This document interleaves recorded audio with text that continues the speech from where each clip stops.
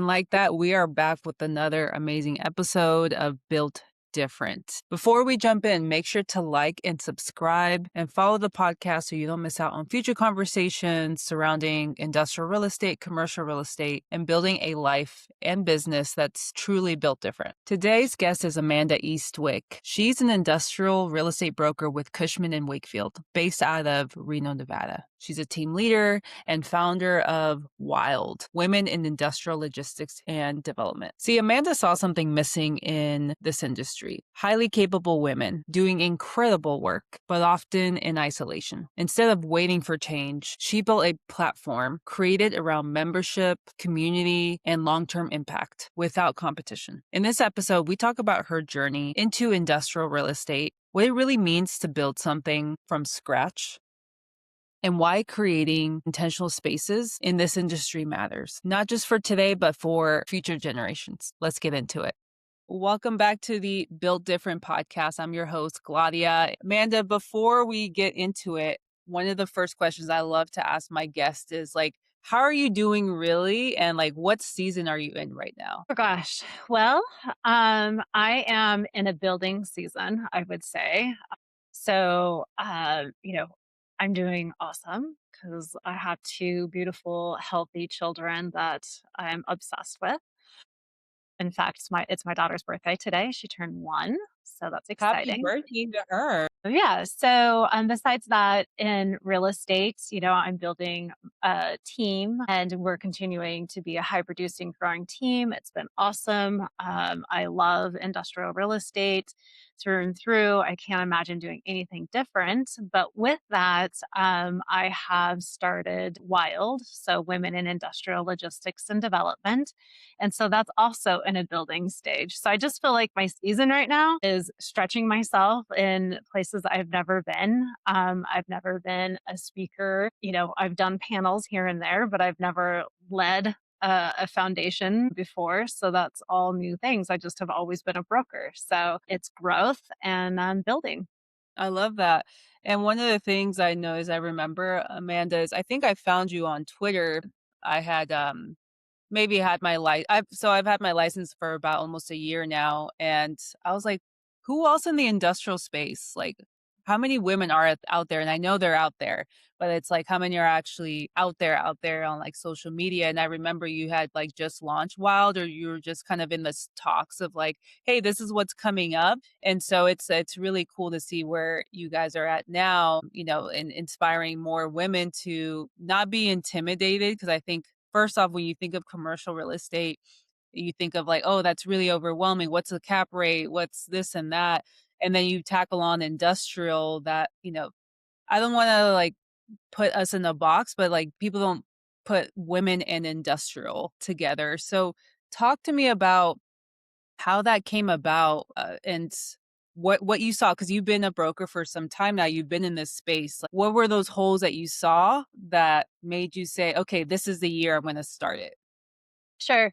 I mean, for me, I just, I've always been active in SIOR and CCIM and NAOP and have traveled quite a bit, with Cushman and our networks that we have at different conferences as well. And from all the experience I've had, I just had seen that there's incredible women out there doing really great things, highly talented, highly capable across industrial altogether, not just brokerage, but development, asset management, and logistics and supply chain.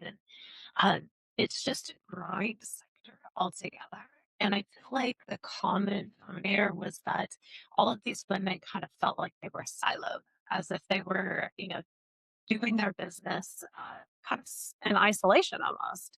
And so just creating a network of bringing us all together, for community, for growth, empowerment. And it really is for today, but it's more so for the future generations. I think if there's a path that we can do better to help the future generations have more of an open path in the industrial world, it's only going to do the industry better, right? Absolutely.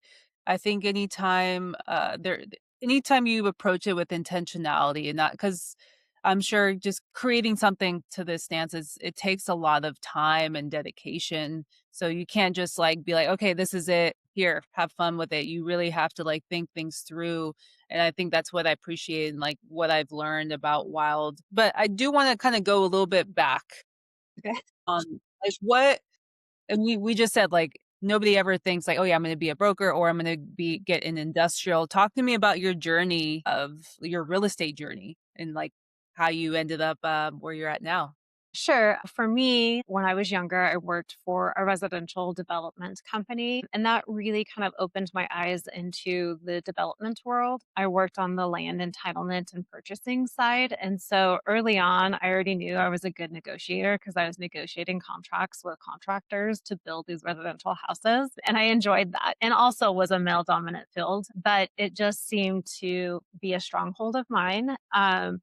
And the company that I worked for had a commercial real estate division. And I was young, I was like in my early 20s, and I admired what they did. I just didn't know much about it. I was like, well, what is commercial real estate? I mean, do they just buy and sell buildings? Like, does everybody own their own buildings? Like, I had no idea. And then I got an opportunity to work for a family development company that did build a suits for industrial tenants.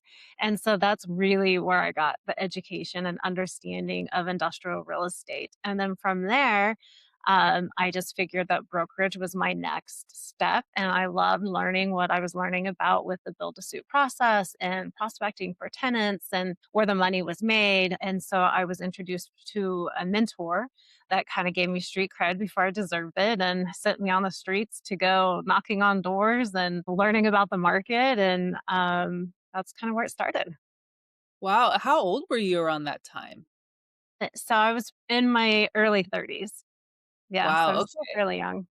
Yeah, I was like because, I mean, brokerage is seen as like, it is a long like, if you do it right, I think you see brokers that are in it for, like, years and years, and I'm also in my 30s and somehow stumbled upon it the same, but I always say, like, the people you surround yourself with, really can make or break your career and, like, showing you the ropes, but also it takes a lot from the person, the mentee, right? And, like, accepting that, "I know what I don't know," and, like, having an open mind, even in your 30s to be like, "This is the path I wanna take, and this is exactly what I want to do." Talk about, like, the mentorship aspects. I know that's a big component with Wild, and maybe we can kind of, like, blend in, like, what you guys are doing on the mentorship side and, like, what to expect for any women that do join. What was that mentorship like, and how are you using those lessons in Wild?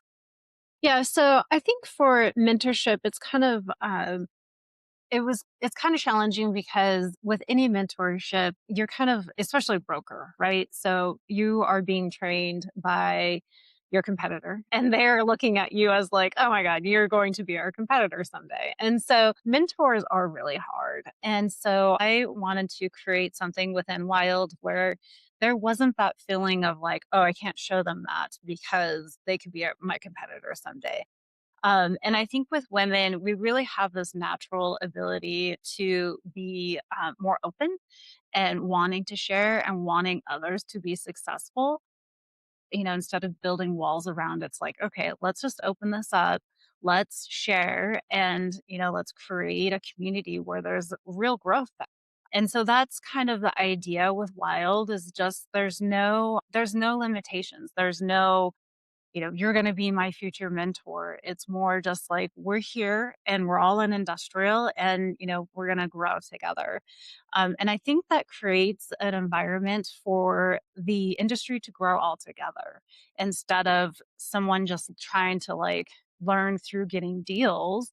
They're a learning Right. experience about conversations or, if we hold a workshop and we're going to talk about power and how that can relate into a project that they might have coming up, or they may not pursue a certain tenant or client because they're unsure how to speak about those things. And so we're hopeful that this will just grow everybody without having a one on one mentor type scenario where they have empowerment community and they have, a community to have their back basically. Yeah, it's so funny how I'm learning very quickly because I've always come from that mindset. I have a tech background, so I used to work in tech for like startups and product development. And it's essential that you work together. And it's funny even amongst brokers how the lack of abundance of like, I am not going to share, you're going to steal my client. It comes from a lack mindset, and I'm very much on like abundance. I haven't been shortchanged, hopefully never, but I know I've heard the horror stories between brokers stealing clients or this and that. So I think having that environment where there's that trust and integrity and like knowing that hey, whatever we are going to talk about, let's grow together, let's collaborate instead of competing with each other, because at the end of the day, I think instead of looking at it from competition, it's like, first off, how many women altogether like are like how many are we in this space, and like let's learn from each other. um it's just so interesting when people get so caught up in like, this is mine and I don't want to share it. And I think to some extent you, I mean, your reputation, you learn to, people learn to know, I'm not going to work with you. Yeah, you may have gone away with this deal. So I think that is always needed in this space, and it's not talked about enough. I think maybe on LinkedIn you may hear some, some horror stories of what happened, but I think to be comfortable in speaking about it on like, yeah, we talked about this deal, and because you never know, I may bring something up and I may learn from something, or maybe you have, certain clients that is the perfect fit for. So I think not being afraid to speak up, I think is a really important aspect of the whole like mentorship of like sharing. I agree. So in terms of like, where are you guys at? What I know you mentioned you're in the season of building with Wild with it, which is fairly new. It's like it's probably younger than your 1 year old. Yeah, it is actually. So like where are you guys at right now? Like I know you guys are, bringing on applicants. Like have you guys sort of started, or what's kind of the pathway for 2026? Yeah, so we've got quite a bit going on. So we did our soft launch in October of last year. And that was kind of after months of like the board members, us meeting together and really just like going over an outline, marketing plan. Like we're just like launching a business, right? So it's like we had to do everything foundationally.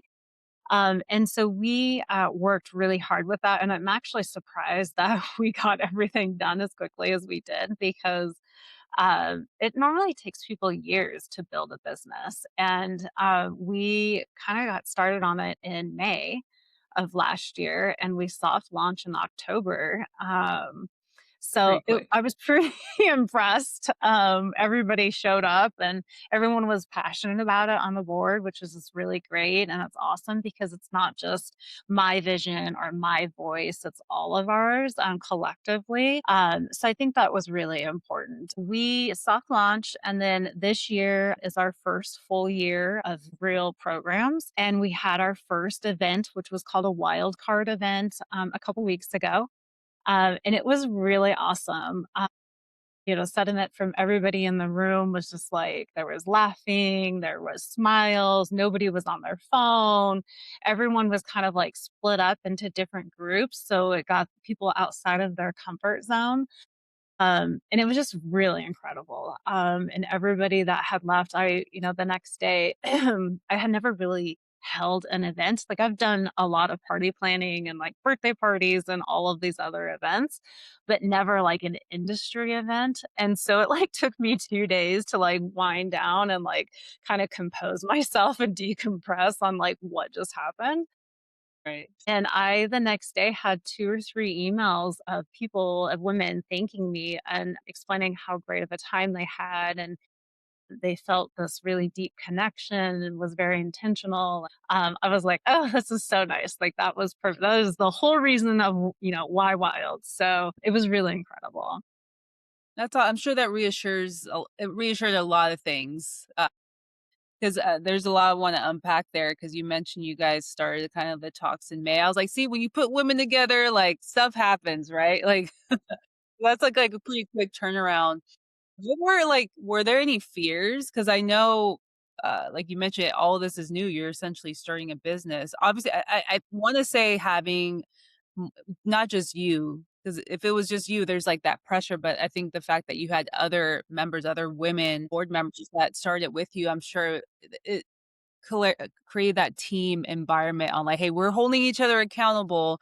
But were there any fears leading up to that soft launch or, like, any nervous. No, no, because I had kind of like when you heard about us on Twitter, um, that I had a lot of people that had reached out about the same time, and I kinda quietly was just, like, putting feelers out there, just putting some, like, little plugs about Wild and what was coming and kind of the intention behind it, and I had so many people respond to that, that I was like, "This is gonna be a little more than I thought it was going to be."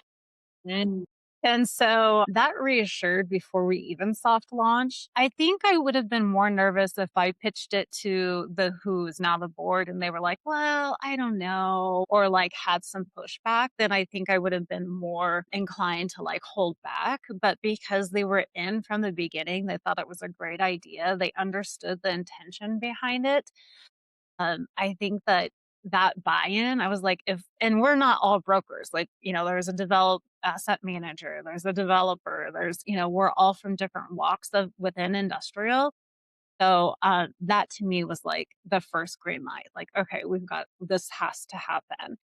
And there are other markets across the US of women that are coming together in a similar fashion for networking or education. So it is happening in pockets across the US, which I just think is super great. I mean, that's awesome. So I wasn't nervous or scared. And we have kind of like our goals that we have meant to reach for each event and what that would look like as the year progresses. And we've already met those goals. And I think it's just because it's so welcoming that so many people out there are excited about it. For instance, NAOP National caught wind of it and they were really excited. They were one of the first people that wanted to chat with us. And so we're going to do a curated networking events with them on their West Coast Icon conference. So, I mean, it's just like, it's been kind of a whirlwind, actually. To Yeah. tell you the truth. You're still recuperating, you're still recovering, I Yeah. should say, from Yeah. it all. Yeah, but it's exciting, and it's really exciting to see, like, it's not just women that want to, support. There's a lot of men out there, there's partners, there's businesses, there's national platforms. BizNow was the first to, write an article, and they were really excited about it. Globe Street wrote an article, interviewed us and did an article, so it's kinda catching on, which is just fun to watch it grow.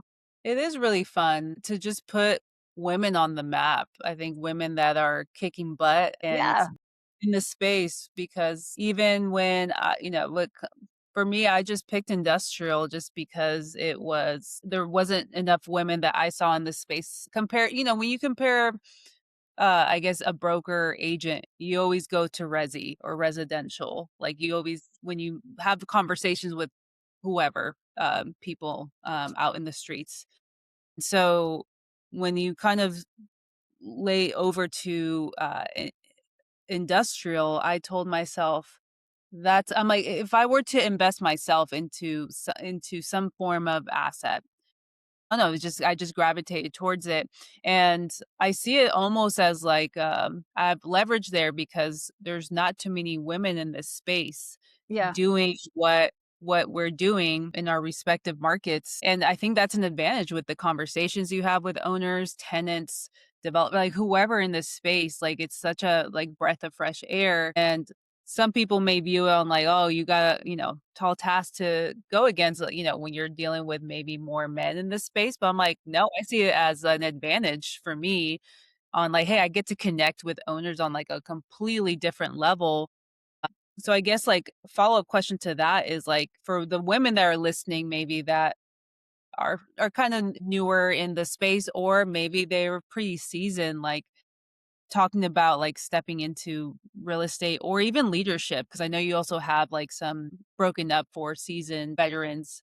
Like, what should the focus be on, like, for somebody that is looking for that sort of leadership to start off that kinda doesn't know where to begin? Because I do think when you're starting off, yeah, it's kinda like everything is so new, it's so overwhelming, but when you're seasoned 2 and you've kind of caught, like, that comfort zone where you're just like, yeah, this is cool and all, and, like, when you don't have community, like, you can feel a little bit stuck.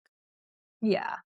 Yeah, I mean, I think for it's kind of I'll break it into a couple parts of an answer because I feel like it just depends on the person and what they're looking for. Didn't seek out industrial. It just kind of happened, Yeah. right? And it so happens to be, a sector that is growing so quickly and it's so fast paced.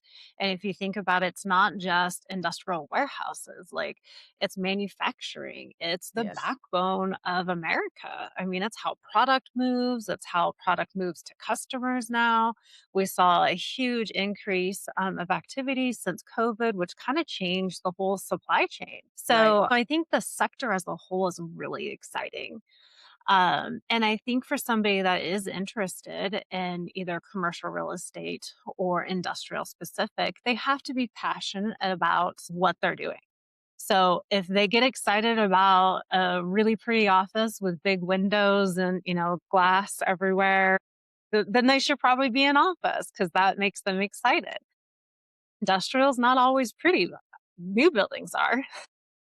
But I Right. was always, like, interested in, "Oh, that's a huge warehouse," or, "That's an old warehouse." Like, I wonder what's inside of it. Like, what gadgets are they making? Or, what furniture are they distributing? Or, whatever. So, I think you have to be curious, and that kinda always drives your thirst for knowledge. Or, you kinda jump in and you get to be a junior and you have a mentor that's gonna show you around and you can kinda just see where you naturally gravitate towards. And for me, I just was always curious about industrial. I thought it was a really cool sector. It was before it got crazy and hot. And now I think like people are just growing towards it because it is such a strong industry. And then I would say if you're in it and you're just trying to find your network or how do you grow, it's mentorship for sure. You gotta find your people. You have to find male or female, it doesn't matter, those that you can connect with and those that you can really build your business and your brand of who you are. And then from there, you continue to grow within like CCIM, IOR, NAOP, and you have more like-minded people that are around you. So it's your network. So yeah, you I have to love find that. your network.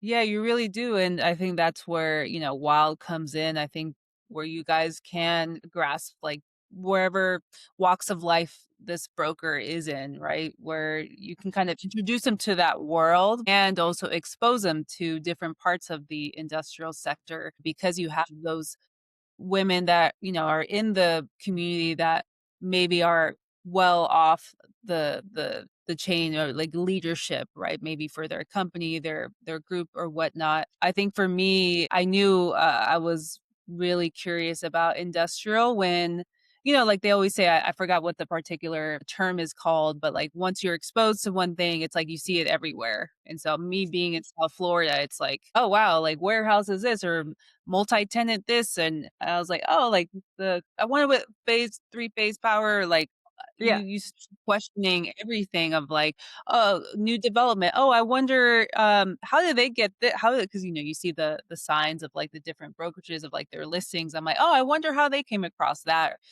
And it's in that curiosity, I love that you said that, that really, I think, keeps it fun because when you're in, you have your good days. I don't even wanna call it bad days. I think it's just the roller coaster of, running your business, right, as a broker, where you have to keep that. You have to find those, like, those things that still bring you life and even on those off days. So, I knew I was on the right track when, like, all I wanted to hear out was, like, industrial this, industrial that.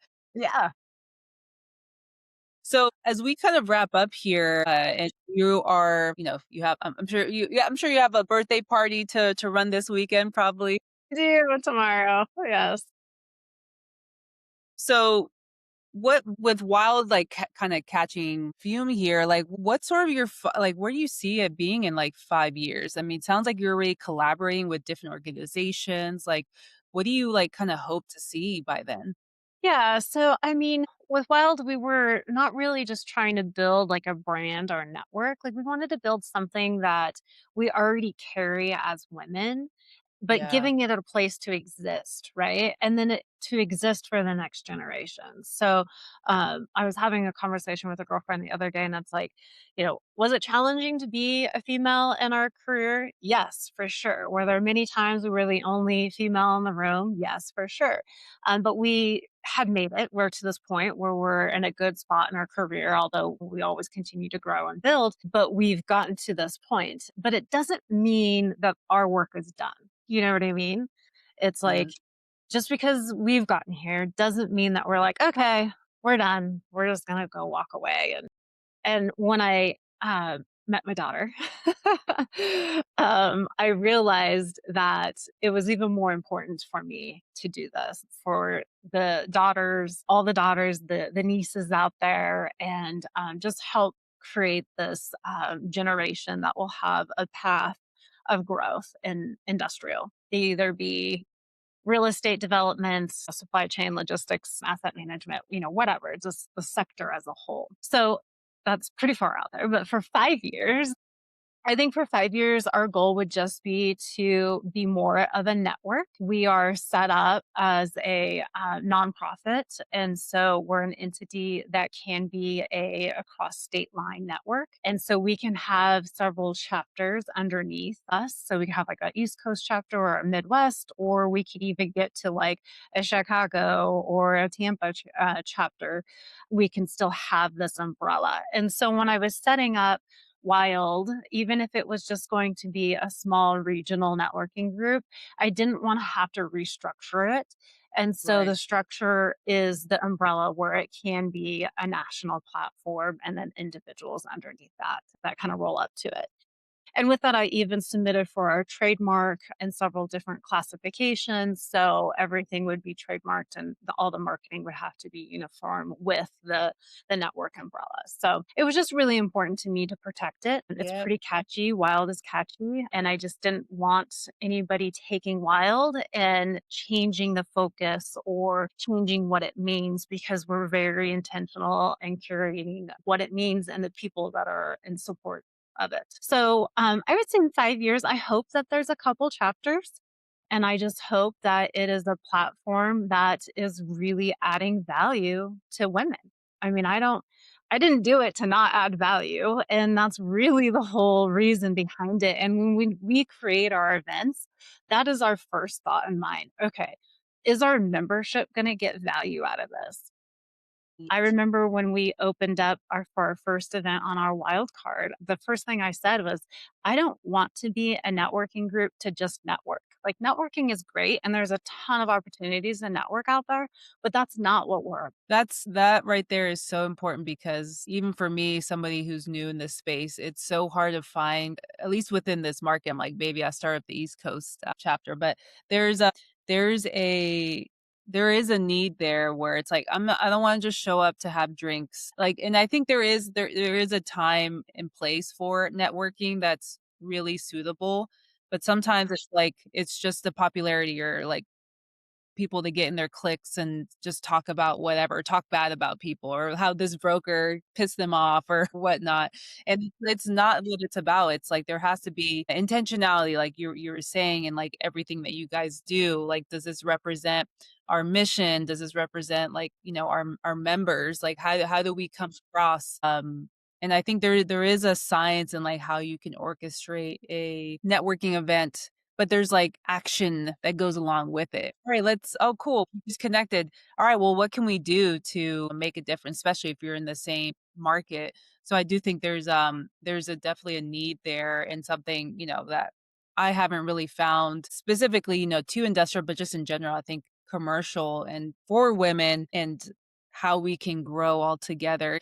For me too, getting into like, reason why I even created this podcast is, like, I want to showcase, like, women, like, "Hey, if I can do it, so can you." Like, and these are the blueprint that worked for me, and it may not even work for you, but, hey, we're all learning together. Like, let me bring on other people, right? So, I love, like, what you guys are doing. I love Wild, and it's funny because I interviewed a good friend of mine on the podcast. I haven't launched it yet, but her organization is WIRE, Women in Real Oh, how Estate. funny. Yeah.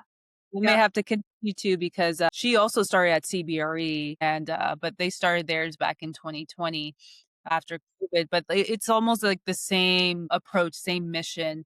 They're now growing into chapters as well, Yeah. all throughout the US. But there's they talk some it's like a blend of like commercial, resi, just anybody in the real estate space. Yeah. That Yeah. are women. But it was like I'm like something about the wire wild that's like they're Yeah. like It's women, right? It's the W, which is really fun. You can have some good plays off of that. I love it. And Wild, we weren't quite sure for the name because we were like, "Oh, is it gonna get, like, weird? Or are people gonna, like, think it's weird?" But it's just so catchy, and especially because we're have development and logistics, and we're kind of like an industrial focused women's group.